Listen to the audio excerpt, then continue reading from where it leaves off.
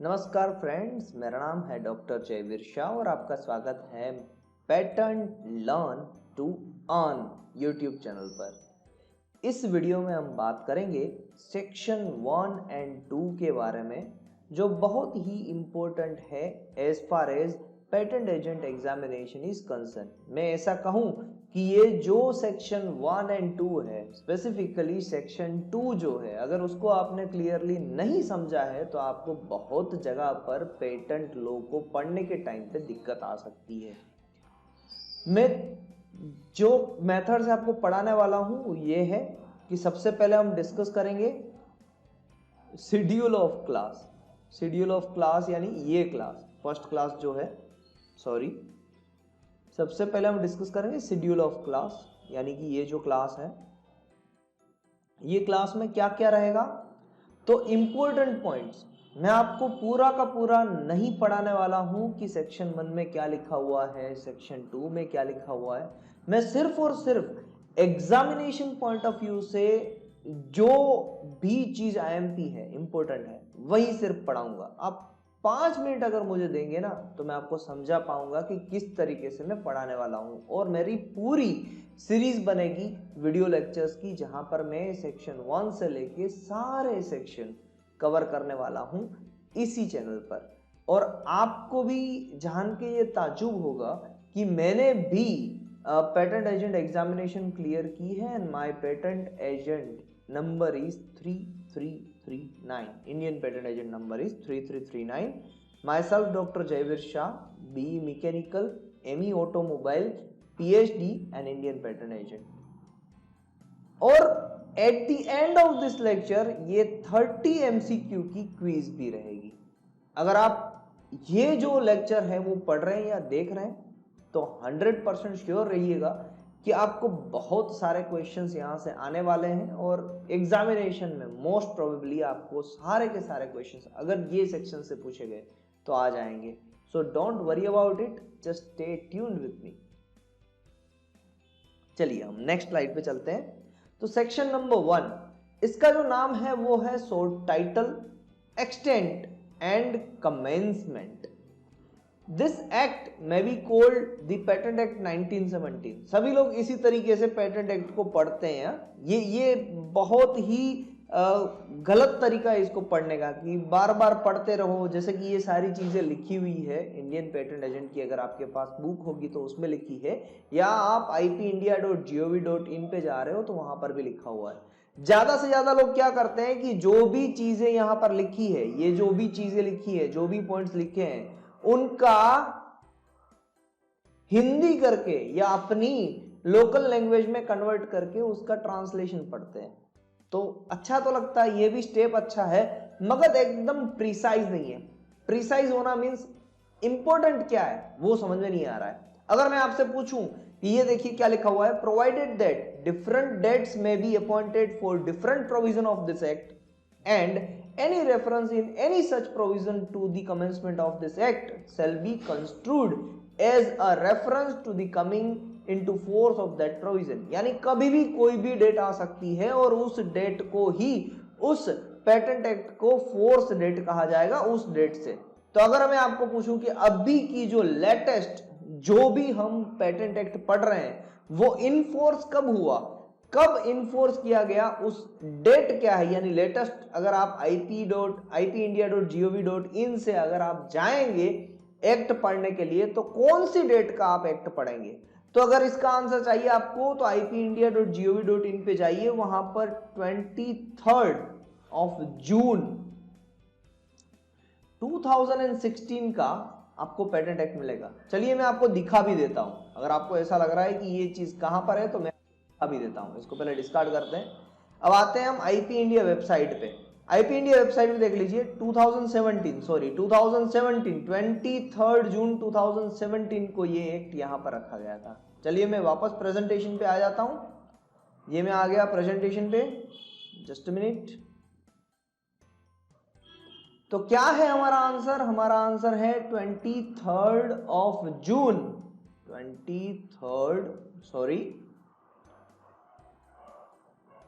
and pen 23 जून 2017 को last enforce किया गया था पेटेंट एक्ट 1970 को। आगे बढ़ते हैं। अब सेक्शन 2 जो है ना, वहां पर सारी डेफिनेशंस दी गई है।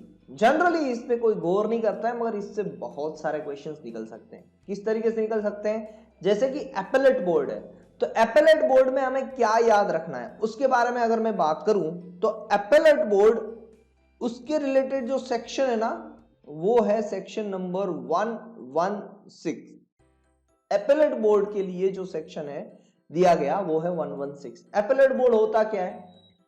तो हुआ क्या था इनिशियली कि पेटेंट जो भी कोई बनाता था, अब जब भी पेटेंट यानी एक तरीके का हम राइट्स रखते हैं, जो भी पेटेंट ओनर है वो राइट्स रखते हैं कि दूसरे लोग उनकी इन्वेंशन को यूज ना कर पाए विदाउट देयर परमिशन। अब दूसरे लोग यूज कर रहे थे तो ये तो इनफ्रिज हो गया, यानी वो पेटेंट लॉ को सेटिस्फाइड नहीं कर रहा है। तो जो भी पेटेंट ओनर थे वो लोग हाई कोर्ट सुप्रीम कोर्ट में जाते थे, और हाई कोर्ट सुप्रीम कोर्ट में वो चीज समझना कि ये इसके प्रोसेस को या इन्वेंशन को यूज कर रहा है वो डिफिकल्ट हो रहा था जस्टिफाई करना।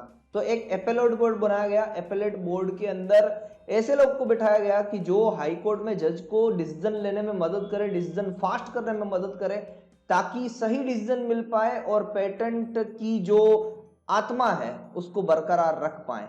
सो पेटेंट के लिए एपेलेट बोर्ड एक हाई कोर्ट के जैसा है, जहां पर कोई भी क्वेश्चंस किए जा सकते हैं जब भी आपको प्रोसेस फॉलो करने में कोई भी दिक्कत आ रही है। तो अब इसमें ये जो है ना, ये सेक्शन नंबर 116, मगर किसके? Section number 116 of the Indian patent act 1917 के। मगर अगर मैं ट्रेडमार्क एक्ट की बात करूं, तो ये ट्रेडमार्क एक्ट में जो एस्टैब्लिश हुआ ना ये एपेलेट बोर्ड, वो था section number 83 of trademark act. और ट्रेडमार्क एक्ट कब का? 1999 ये एस्टैब्लिश हुआ था। यहां पर एस्टैब्लिश ये ट्रेडमार्क एक्ट के अंदर एस्टैब्लिश हुआ था।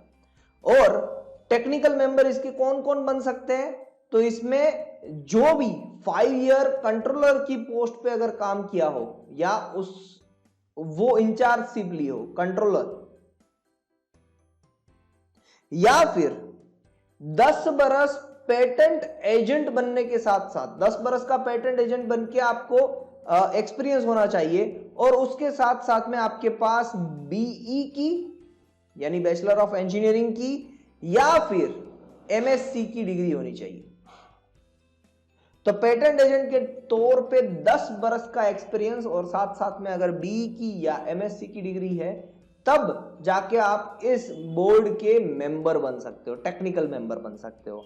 तो ये सारी जो चीजें थी, ये और कंडीशन भी समझिएगा, और यानी कि या बी चाहिए या एमएससी चाहिए। अगर मैं आपको क्वेश्चन करूं कि बीएससी वाला चलेगा with 10 years of patent agent का जो एक्सपीरियंस है, तो नहीं चलेगा, बीएससी वाला नहीं चलेगा। MSc with 10 years of experience appellate board में मेंबर बनने के लिए, टेक्निकल मेंबर बनने के लिए। तो इतनी ही चीज हमें याद रखनी है as far as appellate board is concern. चलिए पहले इरेज करते हैं इस चीज को। Erase all ink from on slide. Okay, अब सेकंड पॉइंट पे चलते हैं। सेकंड पॉइंट है असाइनी। असाइनी को समझने के लिए हमें बैंक की सिस्टम के साथ समझना पड़ेगा। जैसे कि मैं एक पर्सन हूं, तो मैंने अपने बैंक अकाउंट में एक नॉमिनी रखा है, तो assignee of the assignee that is called the assignee, means मेरे जो नॉमिनी है वो असाइनी बन गए। अब अगर कुछ हो जाता है, मुझे कभी भी मेरी मृत्यु हो सकती है, तो जब भी हो जाए तो जो अभी असाइने थे, जो नॉमिनी थे, वो अभी मेन होल्डर बन जाएंगे ना, मेन पर्सन बन जाएंगे। तो मेन पर्सन भी अपने असाइनी के लिए दूसरे किसी को रख सकते हैं, यानी असाइनी ने भी एक असाइनी रखा, दैट इज द टर्म यहां पर लगाया जाएगा जो असाइनी के तौर पे यूज होता है। तो असाइनी यानी जो मेन पर्सन है, जो मेन होल्डर है, जो पेटेंट के मेन ओनर है, जिस किसी भी स्टेट पे उन्होंने जिनको रिफर किया है वो असाइनी रहेंगे। ओके, तो असाइनी हो गया। अब थर्ड पॉइंट पे चलते हैं। थर्ड पॉइंट है बुडापेस्ट ट्रीटी। तो बुडापेस्ट ट्रीटी पे तो पूरा सेक्शन नंबर 10 अच्छी तरीके से लिखा गया है, मगर आपको अगर बुडापेस्ट ट्रीटी में अगर समझना हो कि बुडापेस्ट ट्रीटी एक्चुअली कहां से क्या बता रहा है, तो बुडापेस्ट ट्रीटी बता रहा है माइक्रो ऑर्गेनिजम्स को। माइक्रो ऑर्गेनिजम्स का एग्जाम्पल, बेस्ट एग्जाम्पल है बैक्टीरिया। जो अभी कोविड-19 भी चल रहा है ना, ऐसा हो सकता है कि जो भी इन फेवर ऑफ ह्यूमैनिटी हो वो बैक्टीरिया काम आएंगे फर्मेंटेशन में, उसकी कोई प्रोसेस बना सकता है और वो प्रोसेस के लिए आपको पेटेंट मिल सकती है। बट जो भी बैक्टीरिया जो ह्यूमन टेंडेंसी के अगेंस्ट में है, यानी मोरल वैल्यूज को सेटिस्फाइड नहीं कर रहे हैं, वहां पर आपको पेटेंट नहीं मिलेगी। मगर याद रखिएगा कि बैक्टीरिया भी प्रोसेस में अगर हमें फायदेमंद है तो वहां पर भी बुडापेस्ट ट्रीटी है और बुडापेस्ट ट्रीटी से ही ऐसी पेटेंट्स बनने में आगे बढ़ी है। चलिए नेक्स्ट बात करते हैं, कैपेबल ऑफ इंडस्ट्री एप्लीकेशन। ये एक ऐसी चीज है जो पेटेंट के लिए जरूरी है, पेटेंटेबिलिटी क्राइटेरिया के लिए जरूरी है। तो 2AC ये भी याद रखिएगा साथ साथ में कि एपेलेट बोर्ड ए है, असाइनी ए बी है, बुडापेस्ट में बी आ रहा है बीच में यानी ए बी ए है, and capable of industrial application यानी इंडस्ट्री में काम हो सके वैसा होना चाहिए प्रोडक्ट या प्रोसेस। तो इसको आप ऊंधा ले लीजिए यानी उल्टा ले लीजिए, CA कैपेबल, AC यानी कैपेबल, CA से पढ़ना है capable. So section number 2 under subsection 1 अगर AC की बात कर रहे हैं तो क्या है वो, कैपेबल ऑफ इंडस्ट्रियल एप्लीकेशन, जो है एक पेटेंटेबिलिटी क्राइटेरिया। नेक्स्ट बात करते हैं कंट्रोलर। कंट्रोलर कहां पर आते हैं, कंट्रोलर आते हैं इंडियन पेटेंट एक्ट में सेक्शन नंबर 73 में, और साथ साथ में section number 3 of the trademark act, section number 3 of the trademark act कौन सा है, 1999। ये देखिए एपेलेट बोर्ड कौन सा था, section number 83 of the trademark act 1999, यहां पर ये एस्टैब्लिश हुआ था। और कंट्रोलर की डेफिनेशंस कहां पर दी गई थी, सेक्शन नंबर 73 में, और section number 73 of the Indian patent act 1970 and section number 3 of the trademark act 1999।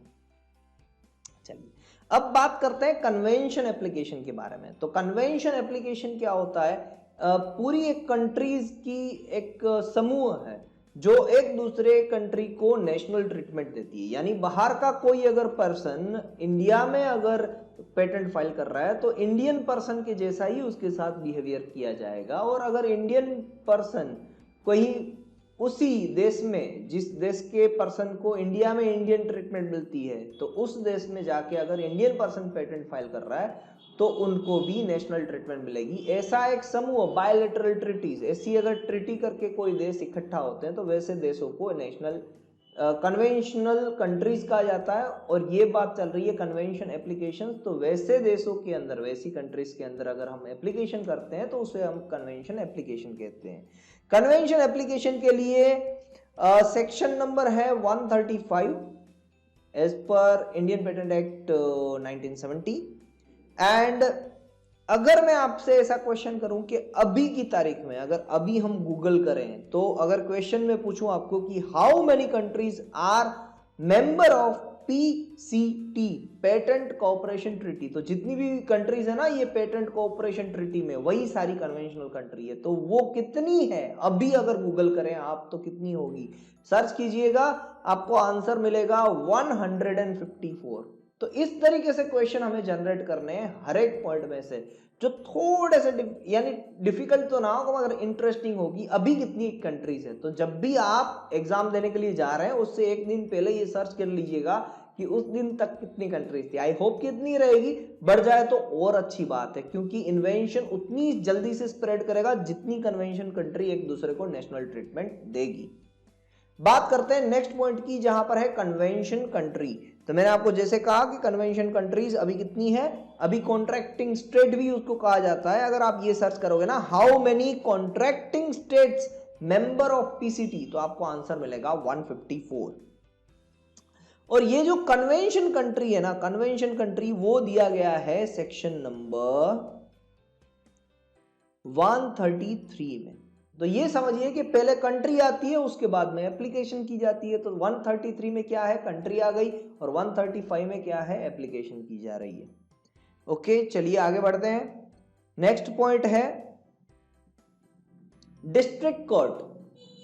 District court ये कोड ऑफ सिविल प्रोसीजर 1908 से बनाया गया है। तो ये ज्यादा इसमें कुछ पूछा नहीं जाता है, बट हाँ ये जो एफ पॉइंट है जहां पर ई से स्टार्ट हो रहा है ये स्टेटमेंट, ये है एक्सक्लूसिव लाइसेंस। अब एक्सक्लूसिव लाइसेंस हम किसे कहेंगे? एक्सक्लूसिव लाइसेंस के बारे में अगर मैं बात करूं तो एग्जांपल दूं, तो अगर आपने कोई पेटेंट फाइल की है, सपोज एप्पल की पेटेंट किसी पेटेंट ओनर ने तो फाइल की होगी, तो उनको एप्पल फोन बनाना यानी दूसरे लोगों को वहां से रोकना, वो सारे राइट्स है बाय द गवर्नमेंट। बट अगर वो पर्सन किसी को एक्सक्लूसिव राइट दे रहा है बनाने के लिए, बेचने के लिए, यूज करने के लिए, जैसे कि हम लोग लेते हैं, जब हम एप्पल के प्रोडक्ट्स लेते हैं तो एक्चुअली हम क्या रहे हैं, हम तो उस एक्सक्लूसिव लाइसेंस को ले रहे हैं कि जिस लाइसेंस को लेके हम उसका यूज कर पाए, यानी फिर हमें रिस्ट्रिक्शन ना लगे पेटेंट ओनर से कि आप इसका यूज नहीं कर सकते हो। तो ये डेफिनेशन होती है एक्सक्लूसिव लाइसेंस की, कि जो ओनर है वो एक एक्सक्लूसिव, कि ये लोग एक्सक्लूसिवली यहां से निकल जाते हैं कि इसको मैंने परमिशन दे के रखी है कि वो प्रोडक्ट को यूज कर पाए। चलिए नेक्स्ट बात करते हैं। एक जी ओमिटेड है, जी के बाद एच है, गवर्नमेंट अंडरटेकिंग। तो किसे कहेंगे हम गवर्नमेंट अंडरटेकिंग, ये क्वेश्चन होता है जनरली। तो गवर्नमेंट अंडरटेकिंग के लिए अगर कोई भी डिपार्टमेंट है, ये एक डी याद रखना है, डी फॉर डिपार्टमेंट, कोई भी डिपार्टमेंट है जो गवर्नमेंट के साथ जुड़ा है, यानी डिपार्टमेंट ऑफ गवर्नमेंट है, उनके साथ अगर आपकी कोई अंडरटेकिंग है, अगर पेटेंट ओनर की कोई अंडरटेकिंग है, तो उसे हम गवर्नमेंट अंडरटेकिंग कहेंगे। फिर दूसरा है cooperation, corporation established by government. तो जो भी कॉरपोरेशन है जो एस्टैब्लिश होती है गवर्नमेंट से, वहां पर भी गवर्नमेंट अंडरटेकिंग आती है। थर्ड है government company, so government company. And fourth है वोली और पार्शियली, इसको मैं इस तरीके से रिप्रेजेंट करता हूं, सो डीसीजी एंड वोली और partially finance by the government. अगर ऐसी कोई बॉडी है कि जो थोड़ी भी गवर्नमेंट के साथ वोली या पार्शियली गवर्नमेंट से कोई ग्रांट ले रही है, तो उसे भी गवर्नमेंट अंडरटेकिंग कहा जाएगा। गवर्नमेंट की कोई कंपनी है तो उसे भी गवर्नमेंट अंडरटेकिंग कहा जाएगा। कॉरपोरेशन है गवर्नमेंट की तो उसे भी गवर्नमेंट अंडरटेकिंग कहा जाएगा। और डी यानी department of any government, MHRD ले लो या कोई भी डिपार्टमेंट, उसके साथ अगर आपकी पेटेंट आई, उनके पास उन्होंने कोई आपसे रिटर्न डिस्क्लोजर किया, तो वो भी गवर्नमेंट अंडरटेकिंग कहा जाएगा। नेक्स्ट बात करते हैं, चलिए इरेज करते हैं पहले इस पॉइंट को। नेक्स्ट है हाई कोर्ट। अब ये हाई कोर्ट वर्ड है ना, वो इंडिया के लिए ऐसा है कि हर एक स्टेट के लिए स्टेट कोर्ट रखी है, तो वहां पर हाई कोर्ट यानी स्टेट कोर्ट है जहां पर स्टेट के सारे डिसीजंस लिए जाते हैं, और सुप्रीम कोर्ट है जो सुप्रीम अथॉरिटी है। बट कोई ऐसी कंट्रीज है जैसे कि ऑस्ट्रेलिया, जहां पर हाई कोर्ट ही सुप्रीम कोर्ट है, यानी उनकी जो हाई कोर्ट है ना, उनके पास सुप्रीम अथॉरिटी है, तो हाई कोर्ट ही वहां पर सुप्रीम कोर्ट है, वो उस कोर्ट को कहते हैं हाई कोर्ट। तो अच्छा लगा है फैक्ट तो लाइक कर दीजिएगा। नेक्स्ट है इंटरनेशनल एप्लीकेशन।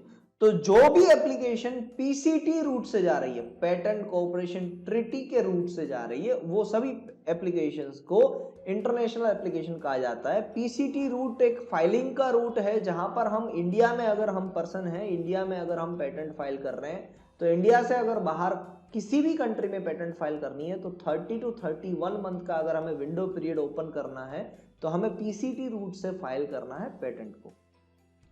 नेक्स्ट बात करते हैं, नेक्स्ट पॉइंट पे आएगा इन्वेंशन, जो है 21J। इन्वेंशन उसे कहा जाएगा जो जिसमें इन्वेंटिव स्टेप हो एंड, ये जो है ना एंड, ये बहुत मीनिंगफुल है, एंड इंडस्ट्रियल कैपेबिलिटी हो, इंडस्ट्रियल कैपेबिलिटी, या फिर ये आप कह दीजिए कैपेबल ऑफ इंडस्ट्रियल एप्लीकेशन। तो इंडस्ट्री में यूज होना चाहिए वो प्रोडक्ट या वो इन्वेंशन, और साथ साथ में उसके पास एक इन्वेंटिव स्टेप होना चाहिए, एक अलग सा स्टेप जो इंडस्ट्री को काम आ सके, जो इंडस्ट्री की एफिकेसी को बढ़ा सके एज पर दी कन्वेंशनल सिचुएशन जो भी वहां पर एग्जिस्ट कर रही है उससे। नेक्स्ट पॉइंट जो है वो है इन्वेंटिव स्टेप। अब किसे कहेंगे? तो इन्वेंटिव स्टेप जो है ना, ये 2JA, यही अगर ज्यादातर फर्स्ट एग्जामिनेशन रिपोर्ट जो आती है ना, जहां से हम पेटेंट फाइल करते हैं, जो भी पेटेंट ओनर पेटेंट फाइल करेंगे, पेटेंट फाइल करने के बाद जो प्रोसीजर रहेगी, पेटेंट पब्लिश होगी, पेटेंट पब्लिश होने के बाद पेटेंट की एग्जामिनेशन की जाएगी, पेटेंट की एग्जामिनेशन का एक रिपोर्ट आएगा जिसे कहते हैं हम फर्स्ट एग्जामिनेशन रिपोर्ट। उस फर्स्ट एग्जामिनेशन रिपोर्ट में ज्यादातर ये क्वेरी आती है कि 2JA को जस्टिफाई कीजिए, इन्वेंटिव स्टेप। तो ये एक पेटेंटेबिलिटी का बहुत ही अच्छा क्राइटेरिया है। क्या है वो क्राइटेरिया? इन्वेंटिव स्टेप क्या होता है? इन्वेंटिव स्टेप यानी टेक्निकली एडवांस होना और साथ साथ में इकोनॉमिकली सिग्निफिकेंट होना।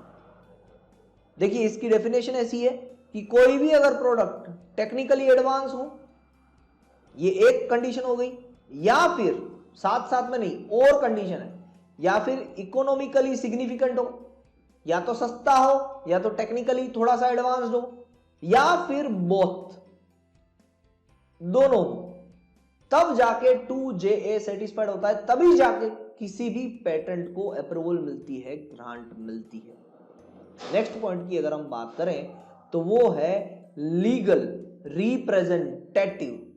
लीगल रिप्रेजेंटेटिव क्या होता है? जब किसी पर्सन की डेथ हो जाती है, अगर पापा की डेथ हुई तो उसका जो बड़ा बेटा है या एक ही बेटा है तो उसका जो लीगल वारसदार है उसे हम कहते हैं लीगल रिप्रेजेंटेटिव। तो इसी तरीके से लीगल रिप्रेजेंटेटिव भी उसी ओनर का, उसी पेटेंट का ओनर बन जाता है जब भी एक पर्सन की डिसीज होती है यानी डेथ होती है तब। अब हम बात करते हैं नेक्स्ट पॉइंट की जो है न्यू इन्वेंशन।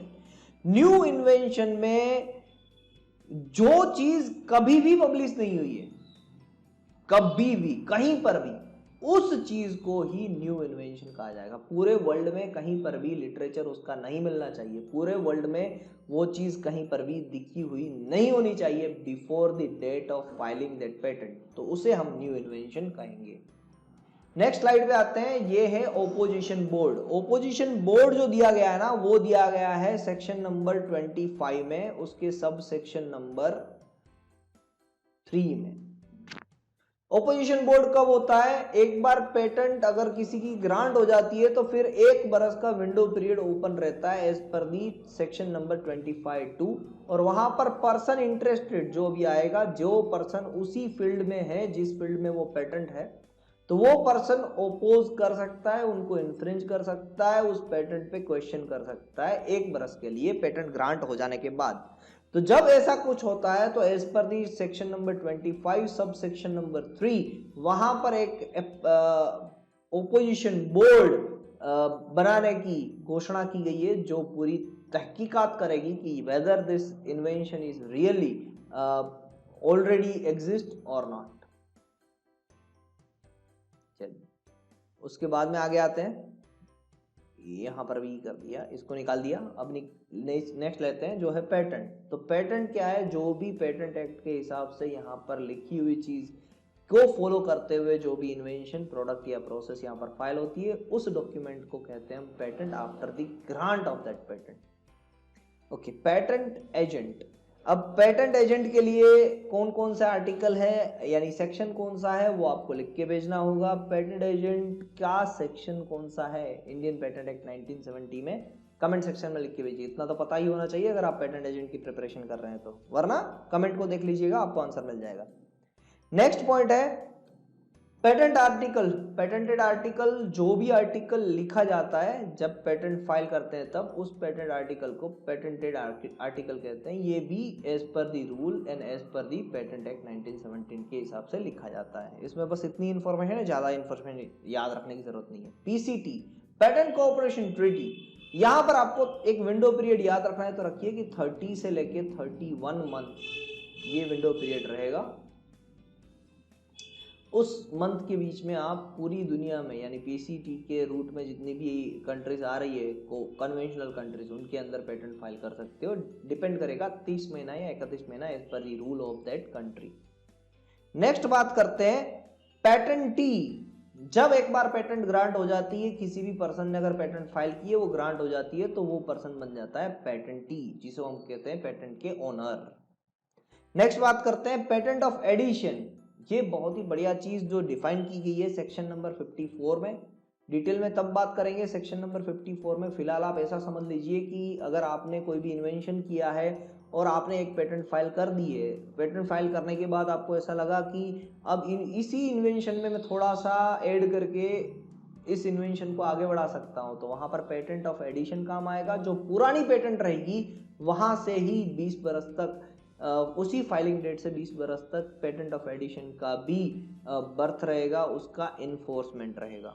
नेक्स्ट बात करते हैं पेटेंट ऑफिस के बारे में। तो पेटेंट ऑफिस सेक्शन नंबर 74 में है। अगर आपने बरोबर याद रखा है तो सेक्शन नंबर 73 में कंट्रोलर थे। कंट्रोलर जब एक बार आ जाते हैं तो कंट्रोलर ही पूरा कंट्रोल करते हैं सिस्टम को कि पेटेंट एजेंट को क्या काम करवाना है, पेटेंट एग्जामिनर को क्या काम करवाना है, उसके पास से क्या काम करवाना है।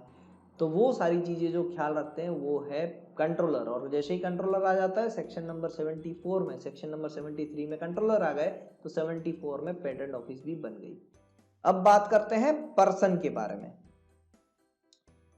पर्सन इंटरेस्टेड, पर्सन यानी कोई भी पर्सन हो सकता है। इसमें हम पर्सन में ऐड इसको भी कर सकते हैं, किसको, इंक्लूडिंग गवर्नमेंट। तो पर्सन में तो हम गवर्नमेंट को भी इंक्लूड कर सकते हैं। जब भी यहाँ पर वर्ड आपको पर्सन लिखा हुआ दिखे तो आप समझ लेना कि वहां पर गवर्नमेंट भी हो सकती है पर्सन के तौर पे।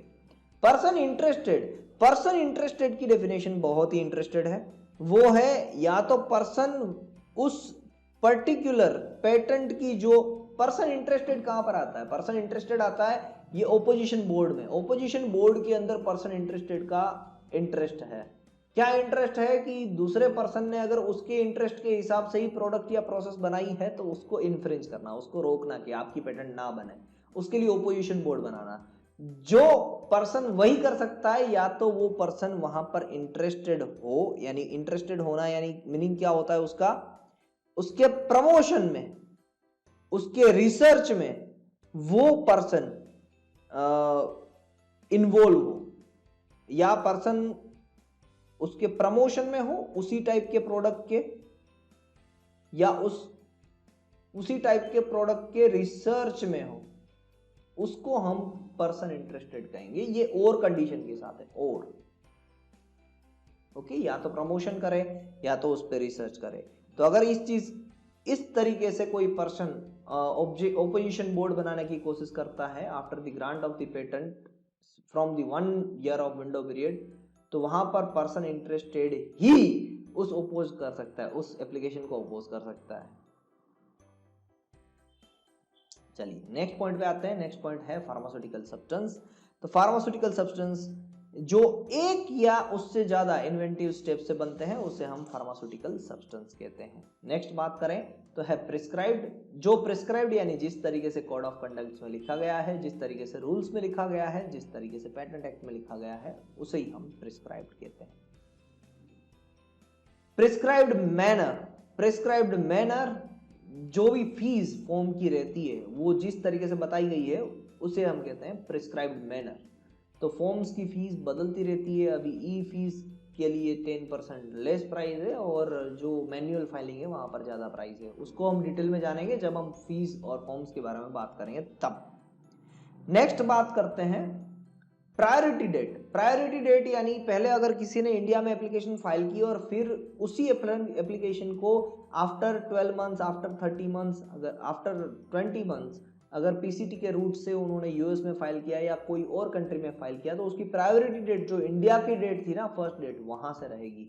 तो उसे को कहते हैं हम priority date. Register, register of patent के अंदर एक तो देखिए प्रायोरिटी डेट के लिए सेक्शन नंबर है 11 और रजिस्टर ऑफ पेटेंट, तो रजिस्टर ऑफ पेटेंट के लिए है सेक्शन नंबर 67। सेक्शन नंबर 67 में क्या क्या होता है, यहां पर name and address of the grantee of patent के नाम लिखे होते हैं। Assignment, extension, revocation of patents, इनकी सारी डेट्स लिखी होती है।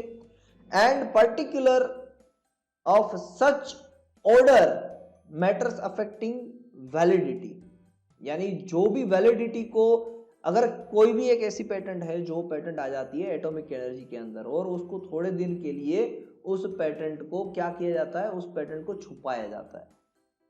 अब इन सच केसेस जो डिफेंस से रिलेट कर रहे हैं या फिर जो जहां पर हम पेटेंट को छुपाते हैं, हिडन करते हैं, तो उस केसेस के अंदर उसकी वैलिडिटी थोड़ी सी बढ़ाई जा सकती है। तो किस तरीके से बढ़ाई जा सकती है, वो सारी चीज इस रजिस्टर ऑफ पेटेंट में रखी गई है।